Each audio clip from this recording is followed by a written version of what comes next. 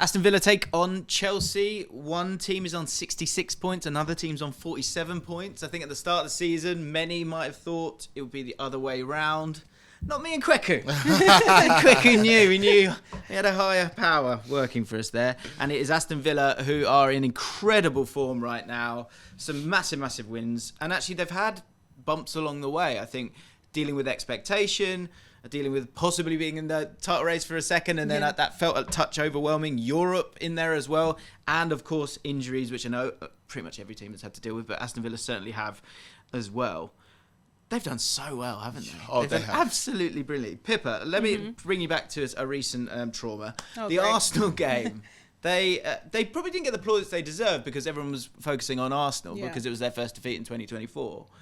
How were they able to do something that no one else has been able to do in 2024 in the Premier League? I wish I had the answer to that question, but they're just an incredible, this season, they've had an incredible season. They've performed like a top 4 team and they deserve to claim that top four spot. Can't get my words out today. I don't think their players get enough credit. The team that Unai has, there's so many incredible players in that team. Like Leon Bailey hasn't even started the last few games, but you can always rely on him to come off the bench and provide something. Ollie Watkins, one of the top goal scorers in the season. There's Tielemans. No, not Tielemans. Yeah? Yes, Tielemans. He's moved about so much, I almost forgot for a second. Right. But he comes off the bench sometimes and can provide something for this team. And there's so many good players in this squad that they're not getting the credit they deserve because they're not the typical top 4 side. Yeah, so I think there's a lot of...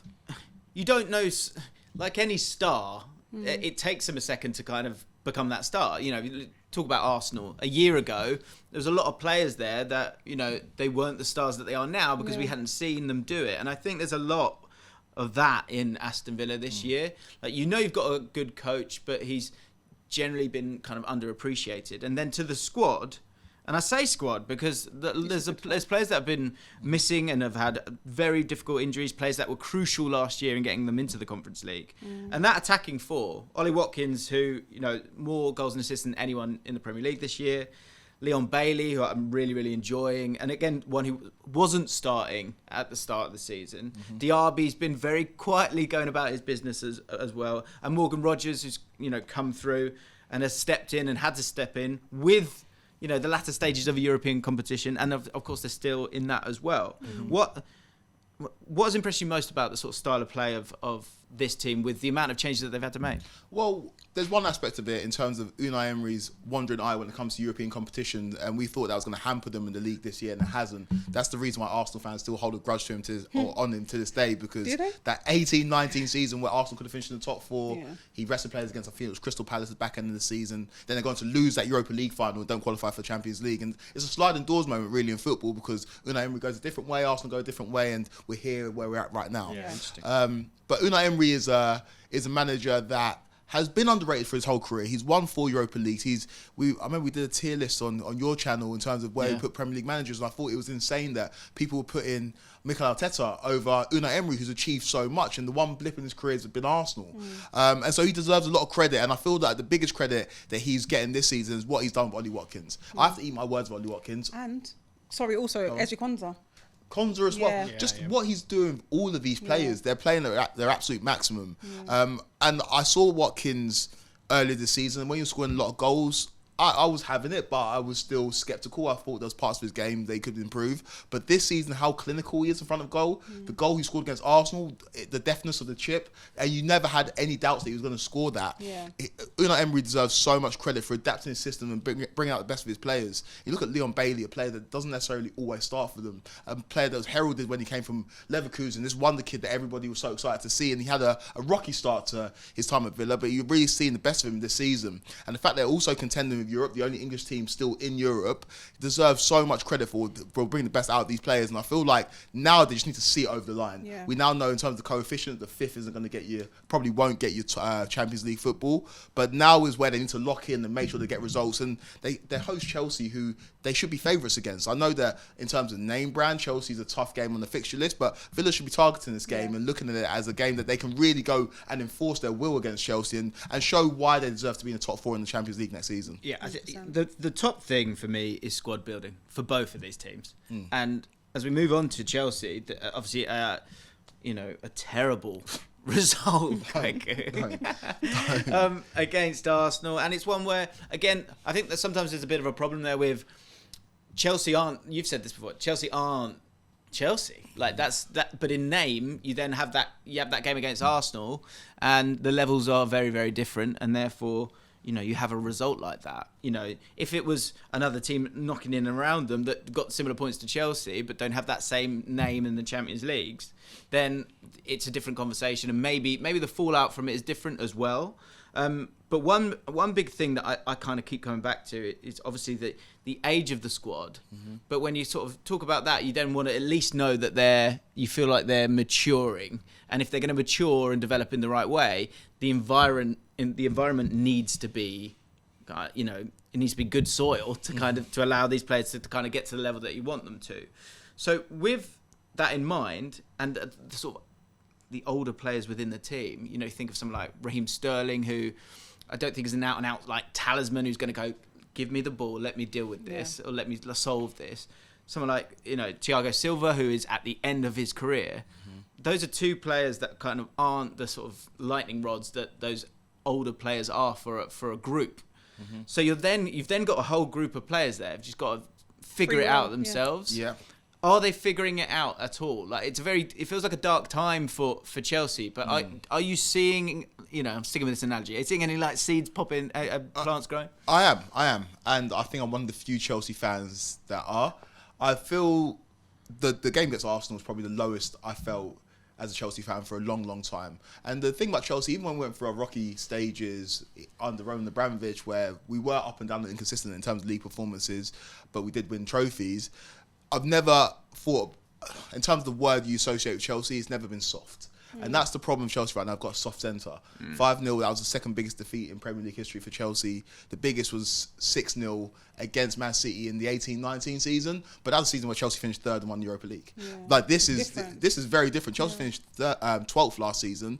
Probably going to finish 9th, 10th this season. It's such a different strategy, isn't it? Because if you go back to those times, even when it's like a Europa League win, it's Willian's there, Pedro's there, like all the dudes are there. Those right? are the names. The grown-ups have left the building. Yeah. If you think about Azpilicueta left in the summer, Jorginho left in January. We lost everybody. We lost everybody. Yeah. Like Kante went as well. So all the grown-ups left, and Thiago Silva, who you ideally would want to phase out of this team, has had to be the only grown-up in the room. It's crazy that Ben Chilwell, I think, is our second oldest player, our second oldest outfield player, him or Raheem Sterling, and that just shows you the age of the squad in terms of there are young players, and there's been loads of flashpoints in the last week that haven't helped, whether it's Madueke and Palmer arguing about the penalty and Nicholas Jackson sticking his oar in as well, or Madueke laughing in the background when Thiago Silva's crying. He juxtaposed the image of an experienced player who knows what it means to win the biggest trophies versus a player who's never done anything in the game, not really understand the gravitas of the moment. And so it's not been a great week PR-wise for Chelsea, but to answer your question, I am seeing shoots of recovery. I am seeing shoots of positivity anyway. Last season, Chelsea's biggest issue was scoring goals. We scored over 30 more goals than we would have scored at this point last season. So we've managed to correct that issue. Right. And coaching, I think coaching defensive play is a lot easier than coaching attacking play. And so we're scoring goals. That's not a problem. I think next season, Pochettino will have the tools available to him to sort out our defence, whether it's bringing in new centre-backs, whether it's making a decision on our full-backs in terms of Reece James and Ben Chilwell. Do we move on from those players who are perpetually injured? I feel like if we just keep with Poch and we trust the process, a phrase that Arsenal have kind of coined or Arsenal have adopted, I feel like we'll be in a good place. There is no coincidence, I always say this, that the three most successful teams in this country have the three longest-serving Premier League managers. In Jurgen Klopp and Pep Guardiola and Mikel Arteta. They are managers that have been given time, whether it's finishing 8th, 5th and 2nd, you see extended progress. Yeah. We have to give Poch time. Interesting. Oh, I didn't expect you to say that. No. The one thing I fear is that the decisions that have been made for Poch to have to work with that group, I fear that in terms of that development, can they get to where they need to get to when you've spent that amount of money and can't keep spending more money because of the constraints that are in the game now, which I think are overall a good thing. Can those players get to that level? Because when you do have that outlay, you are relying on those guys becoming good enough to sell for a solid amount of money or become quality. And, you know, I think I've just popped into my head there. Say someone like Jermaine Defoe, when he goes to West Ham, Ian Wright's there telling him how to finish. Yeah. And I just say Nicholas Jackson. There's no one there. Yeah, I don't know who's there, like, allowing for those things. And that's in the next 18 months. And to be fair, I said this 18 months ago, so I think we're kind of running out of time with these guys. There needs to be a huge progression next year. Has to be, right? 100%. And I think back to the 14, 15, or maybe the 13, 14 season where you saw some players coming up and developing, and the young Aspilicueta had an Ashley Cole to learn off of. And even though Diego Costa wasn't young when he came to Chelsea, that's when we brought back Didier Drogba, and he could kind of learn off of him. Right. You're completely right to point out Nicholas Jackson's got no one to learn off of. He's got no one to pull him and say, don't do that, in terms of trying to argue for the penalty. And so there's players with loads of ability there. I see something in Nicholas Jackson. I know there's a lot of people who don't watch Chelsea all the time, but he scored double-figure Premier League goals in his first season in the Premier League. Imagine if he took penalties. If he took the amount of penalties that Cole Palmer took, we're looking at 18, 19 Premier League goals in your first season. Wow, And so there are players there who've got quality, but there are also players that we've got question marks about. What is Enzo Fernandez? Who is Enzo Fernandez? He's now injured till the rest of the season, but we spent over £100 million on him. And I was there defending him to death at the beginning of the season when people were trying to compare him to McAllister. I was like, this is the man we saw as the best young player at the World Cup. He showed he can score goals as well.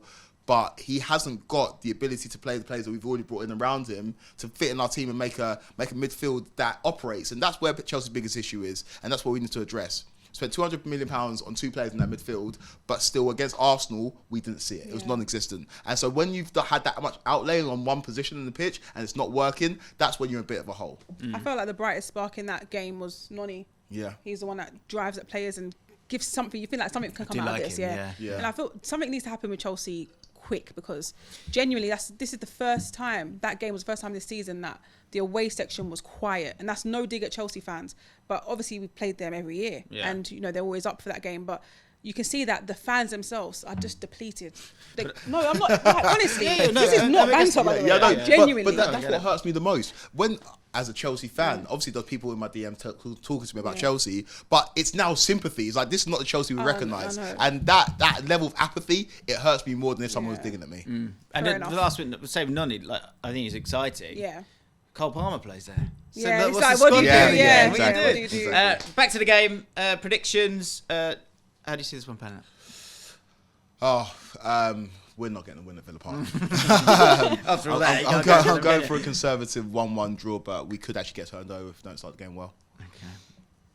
At Villa Park, I'm going Aston Villa 3-1. I mean, they're such Jekyll and Hyde, aren't they, Chelsea? Yeah. I think that Villa have got the bit between their teeth. I think they'll do it. And we will be proved right. They're going to get Champions League football. Villa to win this one 1-0.